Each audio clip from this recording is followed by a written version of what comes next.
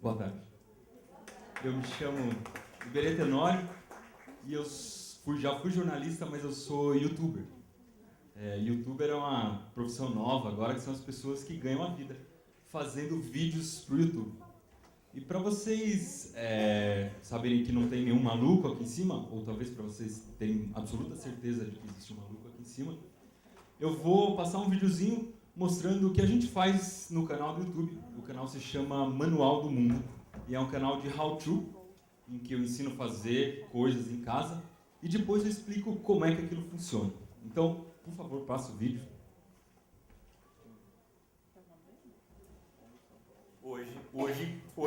Hoje, eu vou te ensinar a fazer uma geleca magnética, uma lâmpada de lava, ampliador de desenhos caseiro, uma super bolha, um cinema dentro de uma caixa. Você vai precisar de 2 garrafas PET, um pouco de fita adesiva e de sal de cozinha.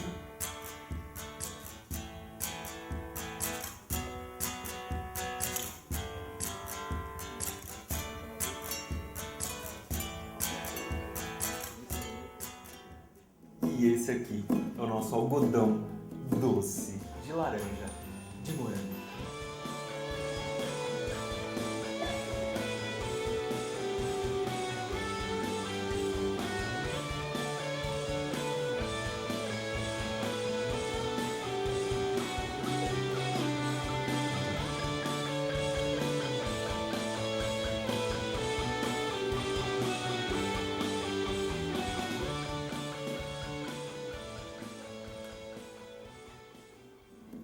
E o legal de assistir ao Manual do Mundo é que, além de aprender a fazer em casa, você aprende como funciona. Que essa parte do vidro aumenta, dilata, e é por isso que a água sobe. E o ângulo do hélio faz um zigue-zague naquela água meio esbranquiçada, nojenta. Se cruzam aqui dentro da câmera para fazer o óleo subir. Nem pega fogo. Mais vídeos como esse aqui você encontra no Manual do Mundo. Bom, antes de começar a falar sobre vídeos na internet, ou como aprender na internet, queria falar um pouco de como aprender na lousa mesmo. Quando eu era criança, quando eu era menininho, tinha uns 5 anos, meu pai instalou uma lousa na altura do chão na minha casa. Ele parafusou na parede com a lousa encostada no chão. E foi ali que ele e minha mãe me ensinaram a ler e escrever.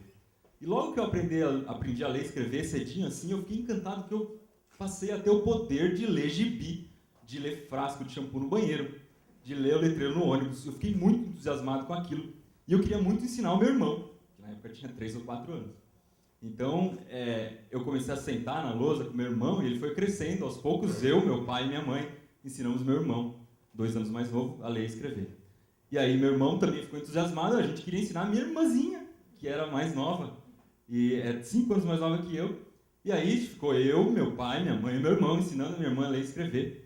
E foi assim que os 3 irmãos aprenderam a ler e escrever naquela lousa baixinha que ficava lá na sala de casa.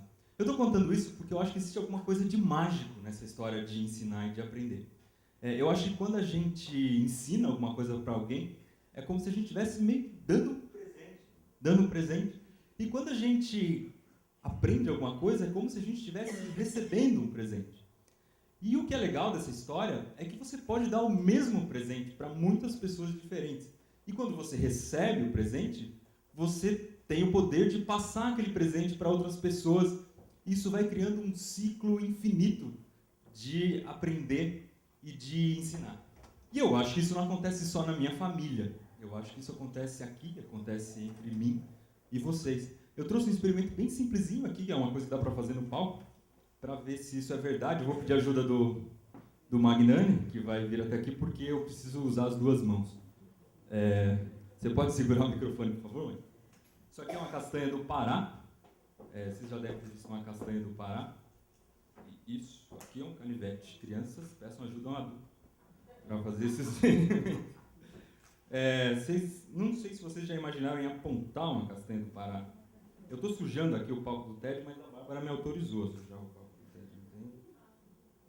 Depois acho que vou ter que limpar isso aqui. E vamos ver se ao vivo dá certo, se explode também. Eu vou acender essa castanha do Pará. E a castanha do Pará, não sei se vocês já pensaram, ela é praticamente óleo puro. ela é formada por 65% de óleo. E olha só. Isso aqui é uma vela de castanha do Pará. Isso aqui é um exemplo. Eu tenho certeza de que a próxima vez que vocês virem uma castanha do Pará, vocês vão querer acender a castanha do Pará. Pode comer, viu? Fica bem gostoso. Tá quente, cuidado, tem que esperar esfriar.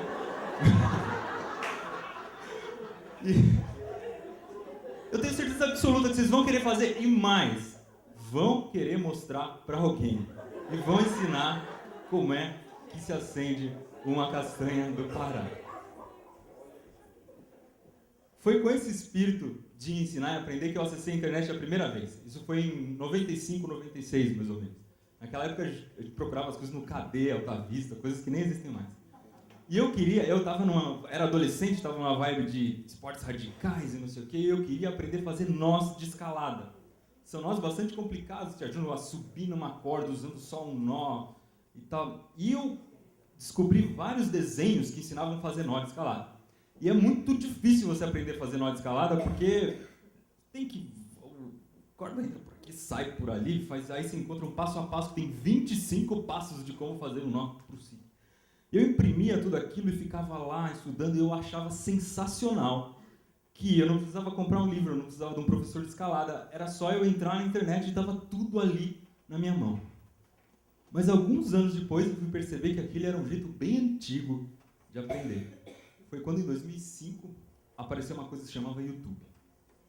E no YouTube, na hora que eu vi um chinês ensinando nó de escalada, aquele nó que eu demorei uma semana para aprender, ele ensinava em 30 segundos e eu aprendia em 30 segundos, porque eu não precisava ficar com aquele desenho louco que cada hora virava de um lado. Não, estava bem claro ali, explicadinho.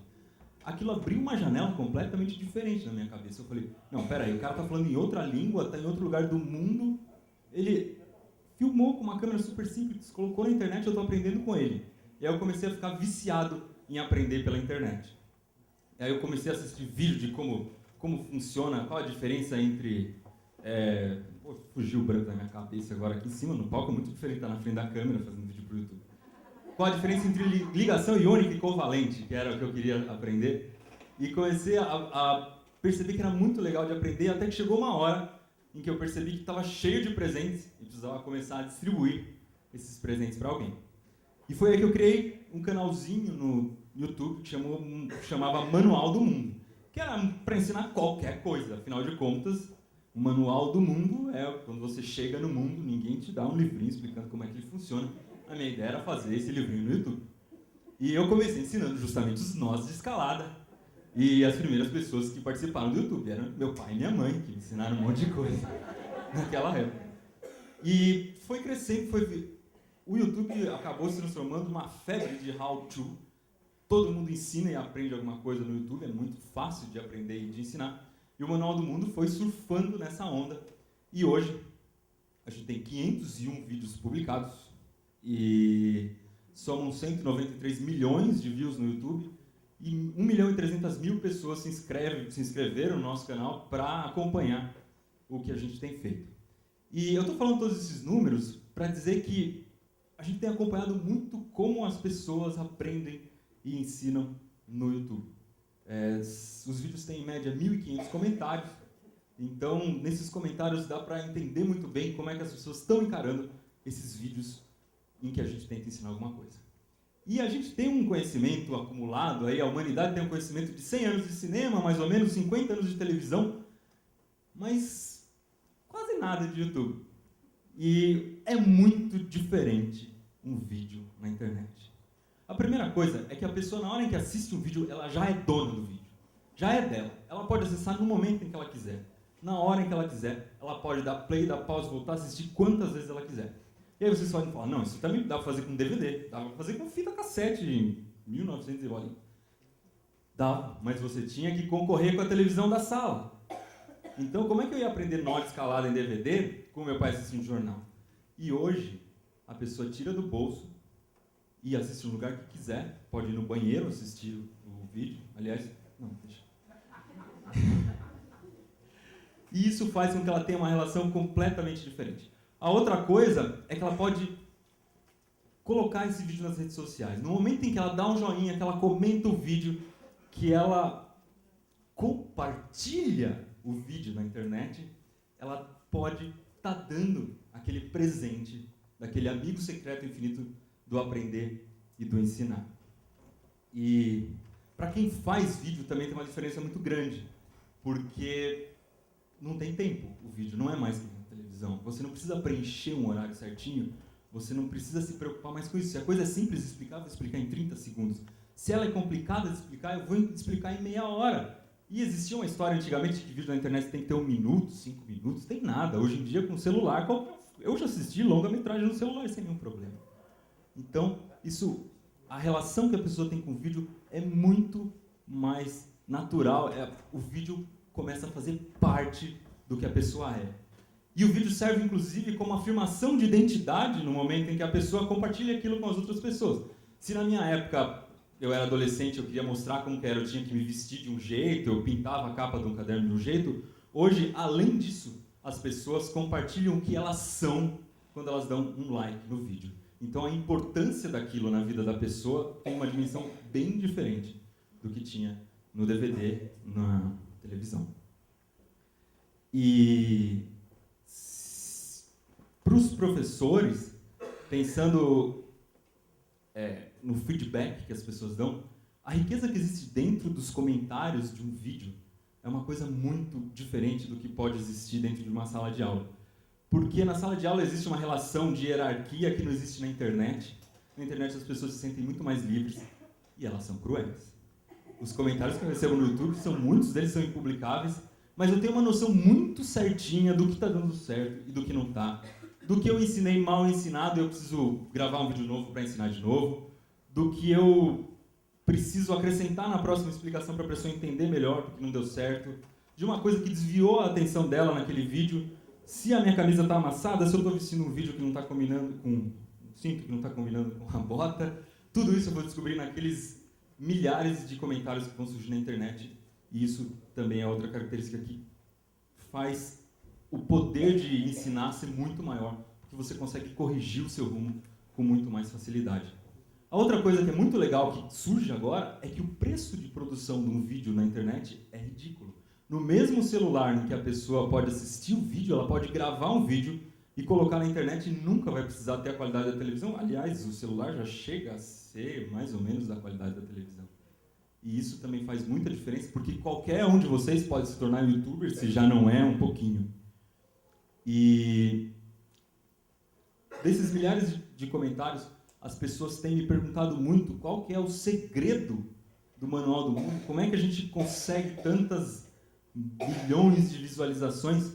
E eu costumo dizer que a técnica de ensinar é uma coisa que varia muito de pessoa para pessoa. O que a gente usa no Manual do Mundo é ensinar algum projeto que seja legal de fazer. É ensinar alguma coisa que primeiro desperte a curiosidade pelo projeto em si, depois a pessoa queira saber aquilo por vontade própria. Na hora em que eu acendo a castanha, você vai querer saber, mas por que pega fogo essa castanha? Porque ela tem óleo, porque a ponta da castanha forma um pavio, e aí se você consegue aumentar a temperatura da castanha do jeito mais fácil, chega no ponto de pegar fogo. E às vezes dá branco em cima de todo o decorento na hora de falar. Mas eu acho que isso é técnica, isso varia de pessoa para pessoa, varia de público para público, mas o que eu acho mais importante é um princípio. Eu sempre parto do princípio de que quem está do outro lado não tem absolutamente nenhum interesse em aprender o que eu estou ensinando. Ou seja, eu estou oferecendo um presente e quem está do outro lado não tem a mínima vontade de aceitar aquele presente. Então, todo o meu esforço, todo o meu estudo tem que estar em fazer com que aquela pessoa queira aceitar aquele presente. E no momento em que ela quiser aceitar aquele presente, e eu também vou me esforçar para que aquele presente seja muito bom, ela vai ter muita vontade de chegar em casa e ensinar o irmão mais novo. Muito obrigado.